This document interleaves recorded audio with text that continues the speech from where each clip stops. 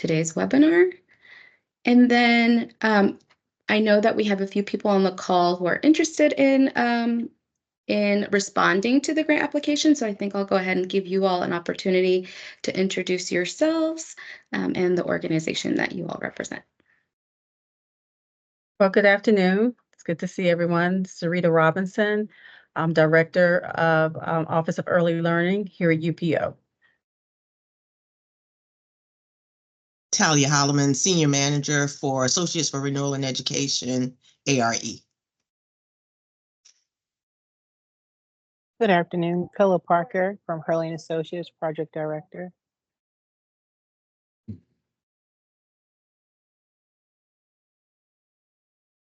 Great, welcome everyone. And I know that we have a few other representatives from UPO. Not sure if you all want to take the time to unmute yourselves. Hello, I'm Dion. I'm the Senior Financial Analyst at UPO.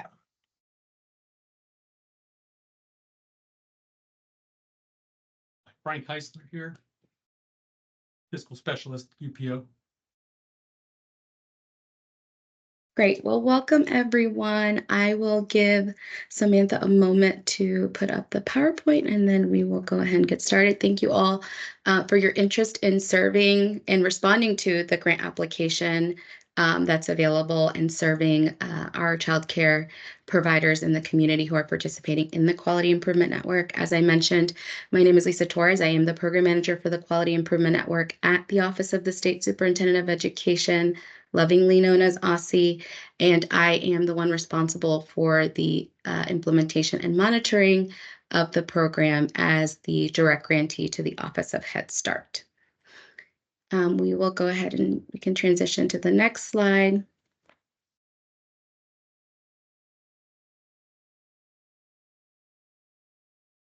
Great. So the intent of the grant is to provide ongoing comprehensive support and implement a robust set of program areas that will directly and indirectly support families, the early care and education workforce, and childcare operators with their instructional and business capacity and operations to promote and support high quality early care and education in DC. We are soliciting applications from organizations, institutions, and agencies interested in providing these services. And the objectives for today's webinar are to introduce the QUIN and review the Hub Grant opportunity, provide tips for a successful application, discuss the process for finalizing the application in the Enterprise Grants Management System, and provide clarity and answer any questions. With that, I want to go ahead and provide just a brief overview of what is the QUIN, what our purpose is, our mission, and our goals. So our purpose is to prepare children to be ready for school simply like that. It aligns with the purpose of early Head Start programs nationwide. Our QUIN specific mission is to positively change the future trajectory of DC's youngest learners in partnership and collaboration with families and community by providing an umbrella of services to support their journey toward turning dreams into accomplished goals. And that mission is driven by 3 specific goals for the program. The first one being to provide children with the foundation they need to be ready for school. The second one is to nurture well-being and cultivate a thriving community. And the third one is to lead positive system improvements for children and families across DC. One of the things that I do want to highlight here about the QUIN is, although we are an early Head Start program, because we're located within OSSI, we want to make sure that we are one of the programs that helps drive change within the district as a whole and not just the families that we serve. Next slide. So we have a QUIN, really brief high-level history of the QUIN. It doesn't go into the details of all that we've done, but just to give you an overview, we received federal funding in 2015 to implement the Quality Improvement Network. The main source of our funding is federal funding from the Early Head Start Child Care Partnership Grant. We are also written into DC legislation through the Early Learning Quality Improvement Network Amendment Act of 2015. And then in 2018, we established a private partnership with a private organization. We received expansion funds in 2019. In 2020, we received a grant consolidation. So we originally had 2 federal awards and we consolidated them into one. In 2023, we received non-compete status, which is really great because that means that we don't have to submit a application that requires us to compete for funding with other programs. And then in 2024, we were awarded the second 5-year grant to fund our program for another 5 years. Before I move on, I know I've shared quite a lot of information so far. Does anyone have any questions?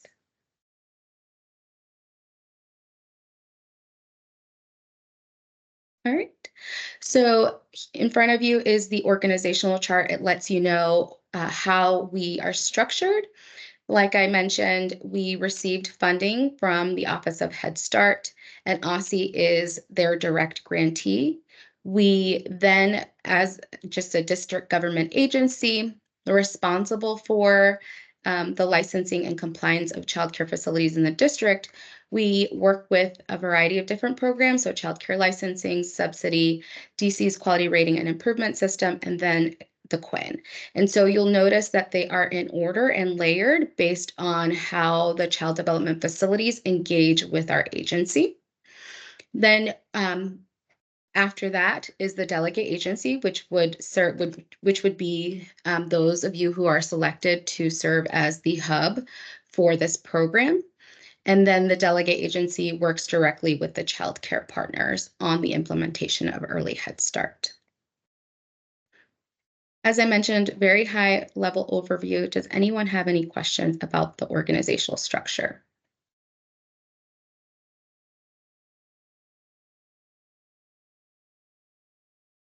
All right, so a current snapshot of where we are with the program. We are currently funded for 466 infants and toddlers up to the age of 36 months or until they are eligible to enter into pre-K.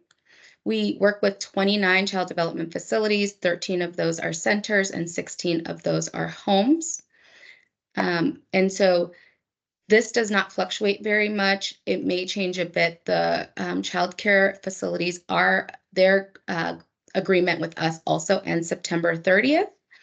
And we will evaluate at that time where they are in terms of their implementation of the program. And also they'll also evaluate whether they would like to continue with the program. And so this may or may not change slightly.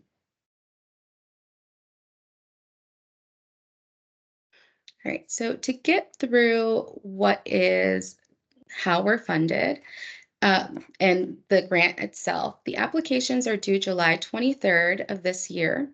The estimated funding is $4,356,645. That is the maximum annual amount based on funding that is available at this time, but it is subject to change, again, based on funding availability. The funding period is from October 1, 2024 through September 30th, 2025. And then it is renewed each year up to 5 years. Each year requires the submission of a grant application, and that is required to be approved by OSSI. The source of funds, we are, again, as I mentioned, we receive a portion, most of our funds are from federal funds, but we also receive a local match that also supplements the program. All right. So in terms of grantee's responsibility, the person that receives these funds will be responsible, or not the person, but the organization that receives these funds will be responsible to adhere to federal and local laws, and also OSSI and the Division of Early Learning's policies. The organization is required to comply with grant requirements, implement Early Head Start to fidelity, build trust within the population served, deliver positive experiences and warm handoffs with connections to other resources, participate in program monitoring and evaluation, both by OSSI and by the Office of Head Start, consult with and obtain approval from OSSI and DEL on program and fiscal activities, and collaborate with OSSI and DEL and other agency partners. Any questions with regards to grantee responsibilities? Hi, Lisa. Just ask if you might be distributing these slides. Yes, we'll share the slides, and then also the webinar is being recorded. We will have to listen back to it, but if it is something acceptable, then we will also share the recording. All right. There might And not have then, been a page. I'm sorry? It'll look to be pretty quiet during this webinar. Just, I don't believe there was a page 8. Is that correct? Oh, it's the slide title, the title slide. Okay, thank you. Yeah. So in terms of OSSI Dell's responsibilities, our responsibility is to ensure compliance with federal and local laws and grant requirements. We also monitor the implementation of the program with fidelity, set standards and expectations, evaluate the grantee's performance, provide technical assistance, establish program priorities and decision-making processes, apply for continued and supplemental funding, and address and mitigate challenges.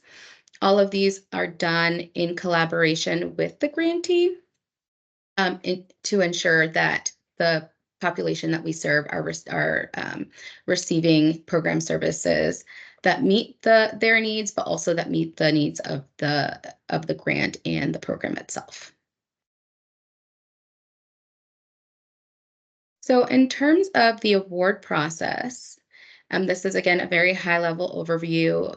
Prospective grantees will submit their application. We'll notify the reviewers and assign the applications for their review.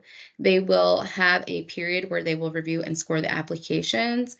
OSSI will review the applications, consider the scores and the feedback provided by the reviewers, and make a selection. The grantee would then be notified and a grant award notice would be issued. And we expect to be able to provide that notification at least 30 days before the start of the new fiscal year.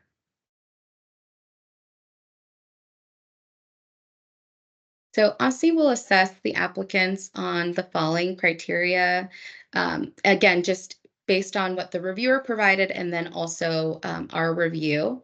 We want to see the innovation and soundness of the approach. We want to evaluate whether it's adequate and reasonable, the resources that are needed, and we'll evaluate the organization's capacity to implement and manage the program. So those are things we will consider as we review. And then again, just in terms of dates, application is due July 23rd. The entire month of July going into August, will be the application review period, and we intend to announce the award sometime in August. Right. So this is where we get to what we hope to see in terms of competitive applicants. And I've touched briefly on them so far. So we want to demonstrate capacity through thoughtful systems and structures. We want to make sure we want to see that the activities are aligned to the Head Start program performance standards, the QUIN goals, and school readiness goals. We want to see bold and innovative strategies related to staffing, resources, and activities. We want to see reduced administrative cost and maximize the benefits directly to the QUIN community. We would also like to see the leveraging of community partnerships or other funding sources, or a plan to establish those community partnerships. And then we would like to see the funds budgeted in a meaningful way that benefits children and families.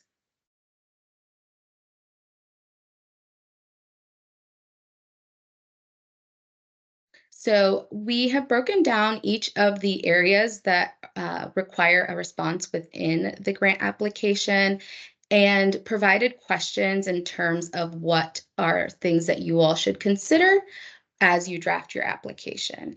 So in the executive summary, with regards to your program vision, how is your vision for the program different than other organizations? What sets you apart? In terms of your model and approach, what types of facilities, whether they're centers, homes, or both, does your organization intend to support? How will the program services be delivered, whether they are direct, through contract, or both? And what will the services and supports look like? In terms of strategies, are your strategies innovative and unique? Which of the identified strategies are innovative and unique? Make sure that those stand out. And then what is unique about the identified strategies? So not leaving any room for assumption, being very clear and detailed, so that we're not assuming anything. And then in terms of partners, what current or planned partnerships with other agencies and organizations support the Quinn work? And then how will you leverage those partnerships? Before we move on, are there any questions?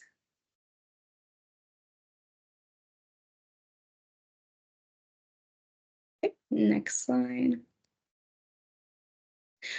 In the grant application, we also ask you to tell us about your organization, providing the mission and history, and making sure that that you articulate how the Quinn fits within your organization, outlining your expertise. How does the organization's expertise align with the Quinn goals? And in terms of collaboration, what programs or initiatives within your organization support Quinn work, and how will you leverage those internal resources? We also want to know about your experience providing professional development, specifically using DC observation tools. As I mentioned, and I showed you in the organizational or the program structure, there are several other touch points within OSSI before our child development, our child care partners engage with Quinn. And so we are taking a layered approach to the program, and we want that to be seamless for our child care partners. So in terms of observation tools, what observation tools does your organization have expertise in? In terms of the training plan that you develop, is your training and technical assistance plan focused on growing and developing hub staff, CCPs, and families? And then articulating in-house capacity. Is there internal capacity to provide trainings? If so, in what areas? What certifications do the staff hold to provide the trainings? Is the organization an OSSI approved trainer? If so, in what areas? And how will you build upon or maintain in-house capacity? The other thing that's not reflected here is how will you make use of existing professional development and technical assistance that's offered in the district so that you can maximize the use of funds that are awarded through this grant. In your grant application, we also ask you to highlight your ability to implement the Quinn, and there's several areas which we ask you to specifically mention. Within the hub model, how does the proposed model align with the organization's expertise? We really want to make sure that it makes sense and that it comes through in your grant application. In terms of your logic model, how are the Head Start program performance standards and Quinn goals reflected in the logic model? In terms of implementation plan, how will the hub serve the community and how are outcomes articulated? Organization and staffing structure, how are roles and partnerships delineated to maximize funding and impact? And then also in terms of networks and partnerships, how will the organization deliver and/or expand program services meaningfully?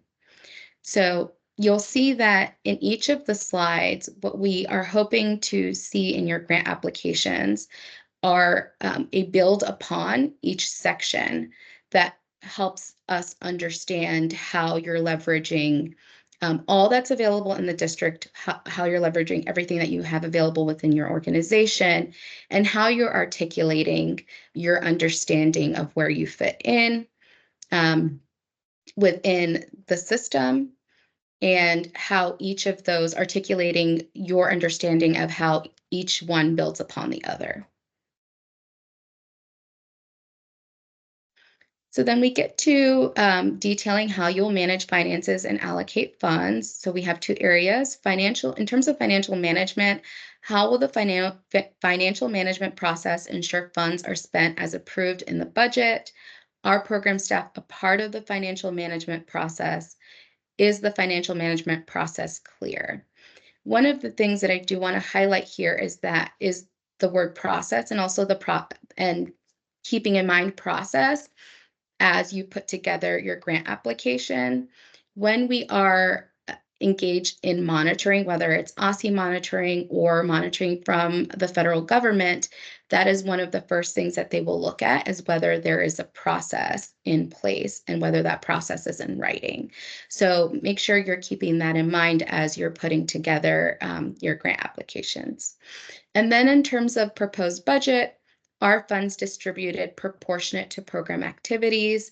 Does the budget meet articulated grant requirements? And are the funds allocated to mitigate challenges and maximize partnerships? And I'll pause here to see if there are any questions or clarification needed. All right, so we'll go into your work plan with program goals and how you're going to measure success. Specifically in terms of activities, how will the activities you identify align with the Head Start program performance standards and Quinn goals, while also ensuring that they are strategic, measurable, ambitious, realistic, time-bound, inclusive, and equitable? For short, how are they SMARTY? And then also, how will you track progress? Next slide. We also, one of the things that we strive with the program is to have good data to be able to tell the story of the program. And so we want to know how you'll collect and evaluate the data. In terms of data collection, is it intentional and purposeful? Does it tell a story? Does it leverage existing data systems? And does it include opportunities for feedback? In terms of evaluation, how will the data inform program planning and decision-making? How will the data inform quality improvement? And what opportunities will there be for stakeholders to engage with the data? As you know, DC is a place where there is a lot of data collection happening. With the Quinn specifically, we do highlight our program. And as such, we do have organizations interested in our population and engaging with them around data and collecting feedback from them. And with that, there is a lot of requests for surveys and listening sessions and feedback. So again, how is the process intentional? And then we want to hear who will support the program. What are your thoughts around staffing, how you'll organize the program, et cetera? So do the funded positions support the implementation of Early Head Start, adhere to the Head Start program performance standards, and support in meeting the Quinn goals? Are responsibilities clearly delineated to reduce duplication and maximize funding and impact? And are positions linked to goals and outcomes and proportionate to program priorities? All right, so I'll pause there before we move to the section on EGMS to see if you all have any questions. I think I have a question, but I think I want to wait until we go through EGMS. Okay. All Thank you. right. Yep. And then let me just quickly click on my slides. I don't think I have any questions. All right, so with that, I'm going to go ahead and transition over to Samantha Young, who will take us through EGMS. As Lisa stated, these slides will be about EGMS, but we're also going to take a deep dive into EGMS and an example of the application. So the slides are just really an overview, and you'll get some more actual detail as we transition into the actual application.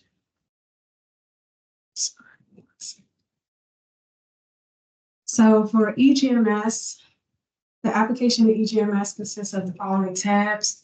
You have the overview of the program. You have the contact information, which is the organization's contact information, the funding distribution, which will be blank until the organization is actually funded.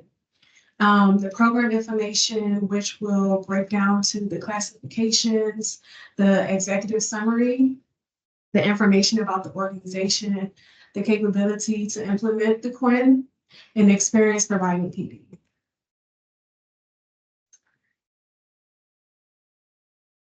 Also under the program information, you will find the tabs to enter the work plan goals, data collection and evaluation plan, the data collection and evaluation plan goals, the staffing plan. You'll have an attachment, a slide for additional attachments to support your staffing plan and other documents that are required, and then your financial management plan. Lastly, within the application, you'll have the assurances, which you'll have to electronically sign.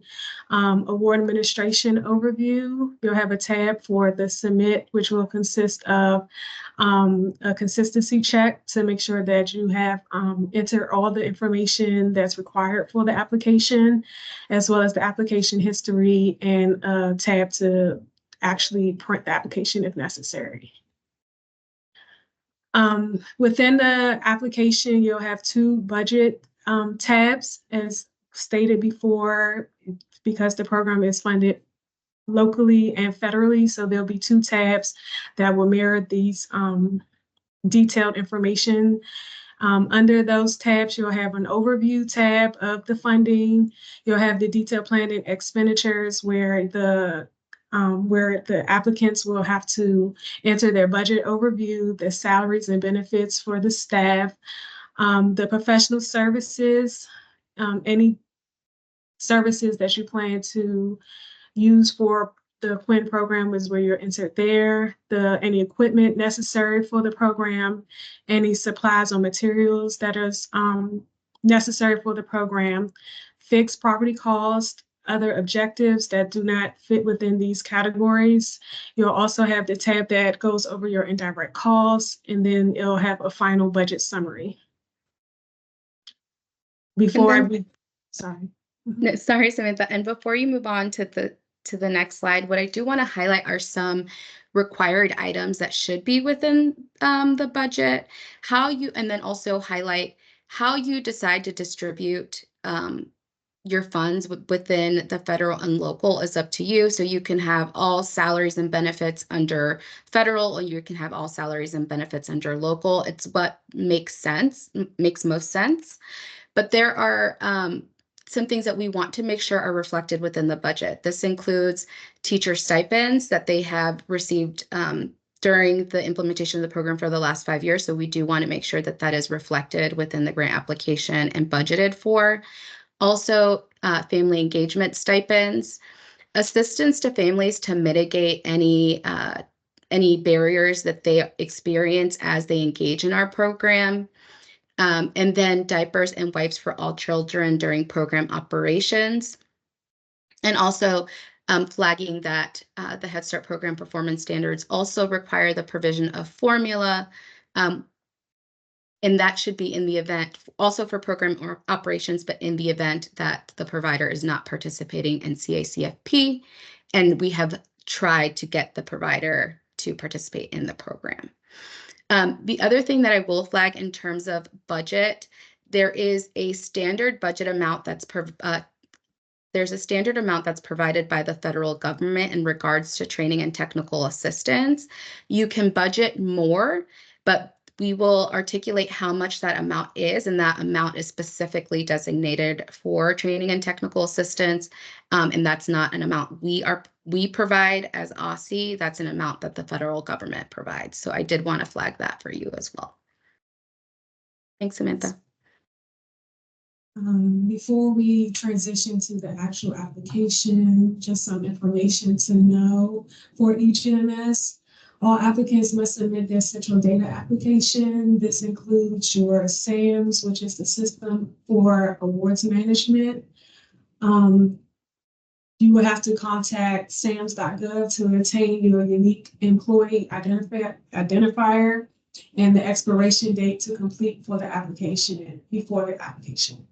The application cannot be emailed or faxed. It only can be submitted through eGMS. Once it is submitted, the applicants cannot get their application back for revisions. And as stated before, that the application is due July the 23rd, no later than 3 p.m. Any late applications will not be accepted. We have some questions. We have a question in the chat, and I'll figure we'll answer that before we move on to the actual application. The question is, parent conference attendance allowable as policy council leads? Yeah, so in the RFA, it indicates a minimum amount for family engagement. It's 5%. You can budget more. Ideally, we would see you budget more, but we did set a minimum amount. Within that, you as a prospective applicant can decide what types of family engagement you will use those funds for. And a conference of policy council members can be one of those activities that you choose to include within the budget.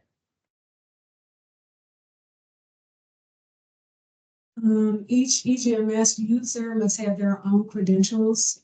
To get your credentials, you need to contact us that call center at dc.gov, and they'll help you with any technical assistances that you may need, as well as your credentials. If you give me 1 second, I'm going to stop sharing to move over to the application.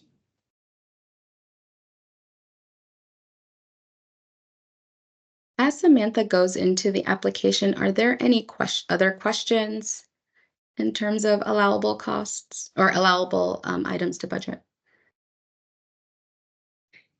Thank you, Lisa. Samantha answered my question as it relates to the EGMS.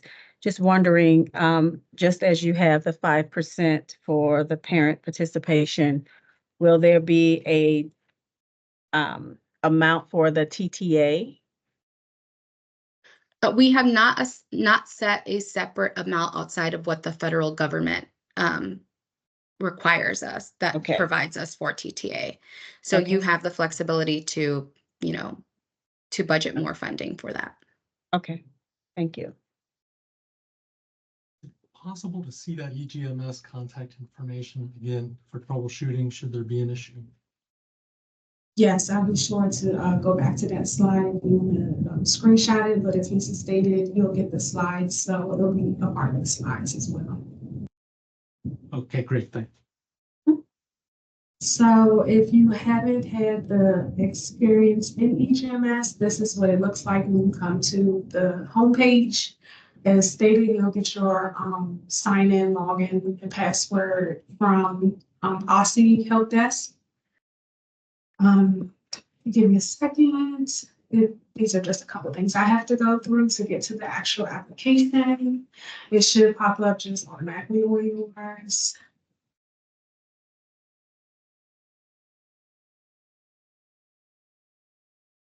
So this is an overview of the application and what it will look like. As stated, I'll go through some of the tabs, and so you can see what the slides were presenting earlier stated. So for the overview, you'll see we have a drop down that comes to the background information, general information, the program scope, and the award process. You can read through, this information is also provided on the RFA. So if you've already read the RFA, you don't really have to read through all of this information, but it is available in the application as you're entering your information. Stated, and the program scope is another drop down that gives you the general hub responsibilities, the DAIL responsibilities, and the performance standard assurances. And then the award process goes over the scoring rubric. The scoring rubric goes over what each tab is required. The executive summary, throughout the application, you'll have to answer fill in the information for the executive summary, the information about your organization, the capability to implement the QUIN, experience providing PD, detailed planned expenditures, the work plan, the data collection and evaluation plan, and then your scoring summaries. When you click each tab under the award process, you can see the overview of what is necessary for these for each tab in the application, as well as the scoring for each portion of it. So for example, in the information about your organization, you see the maximum scores each applicant can receive is 10 points for this, but it's broken down within the mission and history, which is 2 points, the organization experience, which is 5 points, and collaboration with stakeholders is 3 points. I am going to go through each one so you can see, for example, each of the points. For the capability to implement the QUIN, you will receive have the possibility to receive a max of 50 points. It's broken down with 5 points for the hub model, 5 points for the logic model, 20 points for the plan to implement the QUIN, 10 points for the organization and staffing structure, and another 10 points for the networks and partnerships. For experience providing PD, there's an overview. The max is 5 points for this entire section. As Lisa stated, some of the questions that you should think of when answering these questions within the application. For the financial management and proposed budget, you can receive a maximum of 15 points. The financial management portion is 5 points, and your proposed budget is 10 points. Your work plan is a total of 10 points. The data collection and evaluation plan is also a total of 10 points.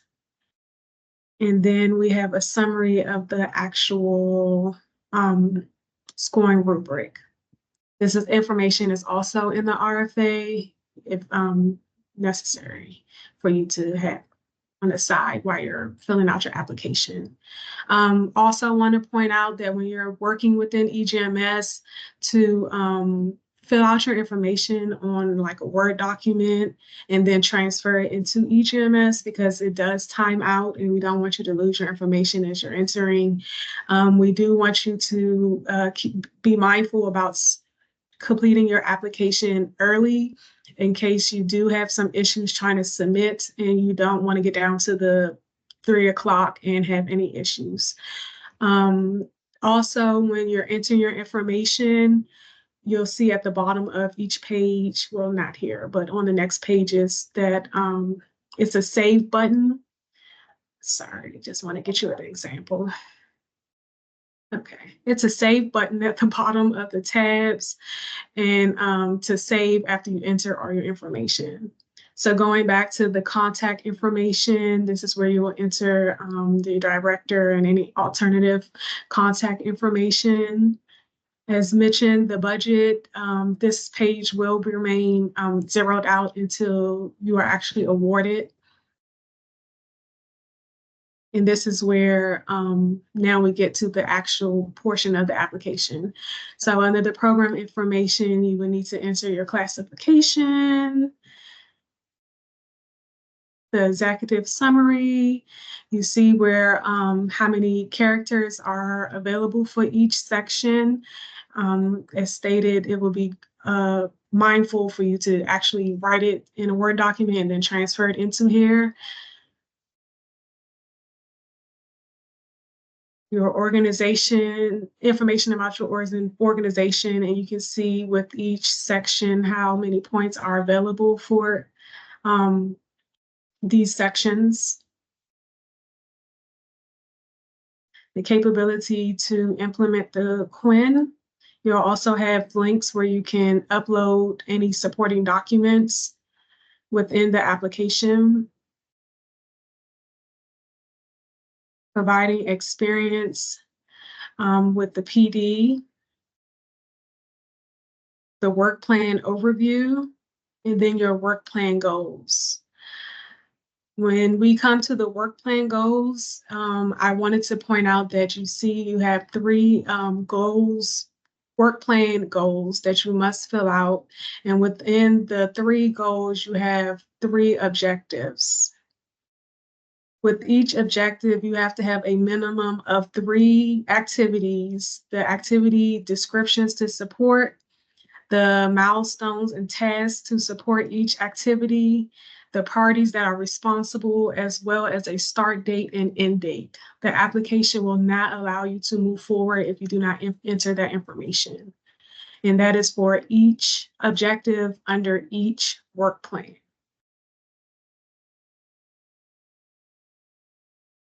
The data collection and evaluation plan overview. And the same is with your data collection and evaluation plan. You have 3 goals that are required and then 3 objectives. 4 objectives, I'm sorry. This one has 4 objectives with a minimum of 3 measurable activities. With that, you must enter the measurable activities descriptions, tools that are necessary to obtain these activities, to fulfill these activities, and then the expectations of the outcomes. It's same with the work plan. If you do not have 3 activities listed, it will not allow you to move on. And that's for each section within each column within the activity. I'll pause you right there Yes. just to clarify in terms of the work plan and the data collection and evaluation is to just remember that while you are responding to what activities will support the goals and objectives, it's within the context of what's outlined within the Head Start program performance standards. So I wanted to make sure I centered that for you all. And so that's where we'll see the organization's understanding of what it's required and how they'll take those requirements to help the Quinn achieve its goals and objectives. Have any questions? I'll take a pause there. I know that was a lot with the work plan and the data collection evaluation plan. Any questions? Okay. So we're still under the program information. This is where you will enter your staffing plan. Overview of the staff that are with the program, and then be able to upload any attachments to go with that, such as resumes and a full list if it's not enough spots. And here you can see any additional information that is necessary and the link to upload any supporting document. The financial management plan is where you'll enter your proposed budget overview and your financial management overview. And the financial management is stated 5 points and your proposed budget is 10. As I stated earlier, your assurances is an electronic signature saying that you understand the assurances and that you agree to the assurances, which are the 2 tabs below. The award administration overview presents what how we will distribute the funds and the payments and everything like that. Also with payments, EGMS is the system where you will be entering your reimbursements. So having that sign-in login information is very important for each staff member. As stated, this is your tab for to submit and do your consistency check. So I will go over the breakdown of how it will look to enter your budget as well. You can see here under application sections, there will be a drop down for your local budget and your federal budget. It's mirrored on both sides, so we'll just go over one, which is the federal. Under the detailed plan expenditures, you'll see the budget overview, the salaries and benefits, the professional services, equipment, supplies and materials, fixed property costs, other objectives, and your budget summary. If you, once you click on each tab, you'll see, these will be blank, but these are examples, where you will enter individuals that will be budgeted towards the program, their position, the category, program category, the activity that aligns with their position, if they're full-time employee, and how much they portion, if they're not, how much is the portion that we're paying towards the program. And then the expenditures detailed and itemizations that goes with each position, each individual. And then lastly, you'll see where you will enter how much you plan on budgeting for each staff member under this tab. So each line has that for each staff member. For professional services, you will enter any services that you plan on using outside of your organization, the vendor's name, the vendor, a description of the service itself, the program category that would align with that purchase, the activity that aligns with that purchase, the brief description of the purpose of that purchase, and then how much you are budgeting towards that purchase. And they are multiple lines, and you are able to click and add any lines if necessary. The same with equipment. If any equipment are necessary, then you will enter what the equipment is, how does it fit with the program category, which activity goes with that purchase, and then a description of the purchase, as well as the funds necessary for the purchase. Under supplies and materials, for example, what Lisa stated earlier, diapers, wipes, formulas, those are items that will be under supplies and materials. You can just enter them simply or give a more detailed description of it. The program category that aligns with that purchase, the activity that will align with the purchase of these materials, and then a brief description of the purpose of that purchase, and then how much you plan on budgeting towards these items. Fixed property cost is the same. And then lastly is the other objectives, any additional resources or anything necessary for the program that doesn't fit within these categories above will be listed under the other objectives, and the same as the other tabs. You just enter what's necessary or what items you plan on using or purchasing or things of that sort, the program category, the activity that associates with it, and then a brief description of the purchase, and then how much you plan on budgeting towards the purchase.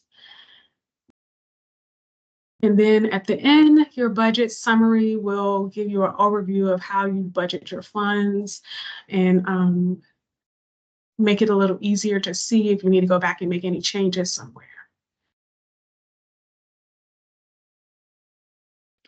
Do we have any questions regarding the budget, regarding the actual application, the program necessities?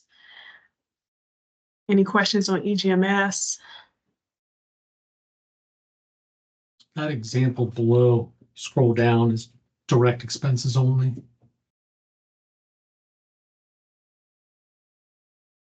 Say that one more time. Other expenses? No, we're good. Thank you. Okay. I did want to mention that there is going to be an EGMS training on Thursday. I'm not sure if everyone has received the invitation, but you can send me an email after this meeting and be invited. I'll be online for any questions, any detailed questions about EGMS that you may have, or any questions about reimbursements in the EGMS system. So if we didn't cover anything, or if you think of anything after this meeting, then you can definitely join on Thursday and bring those there and we can answer. Okay, I'm going to go back to the slideshow 1 second.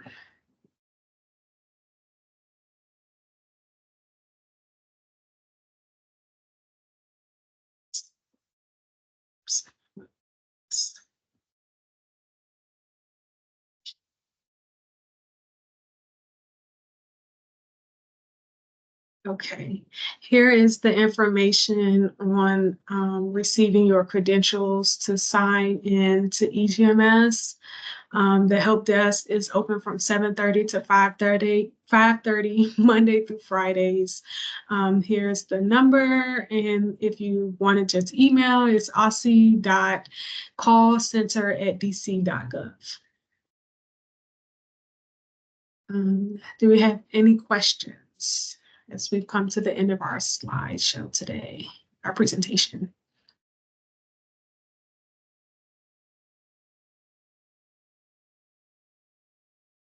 We Thank you. also This was wanted very to thorough. provide our contact information. Lisa Torres, which is the program manager. We can see her telephone number and her email, as well as mine. I will be the financial program analyst for this program. So any questions regarding EGMS, reimbursements, budget, funding, things of that sort, you can contact me. That's my telephone number and my email address.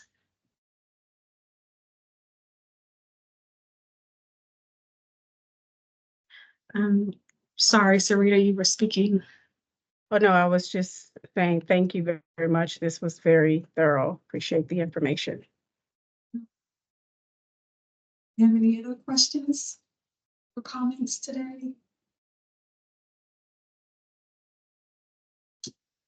Okay, well, as Lisa stated, we will send out the slides after this is over. And if we can send out the recording, we will as well. If you have any additional questions, please don't hesitate to contact one of us. We'll be sure to answer. Thank you. Thank you. Thank you, Samantha, and thank Thank you all you. for joining today's webinar. We look forward to reading your applications in the next several weeks. Thank you. Have a good afternoon. Have a good You too. afternoon, everyone. Bye-bye. Afternoon.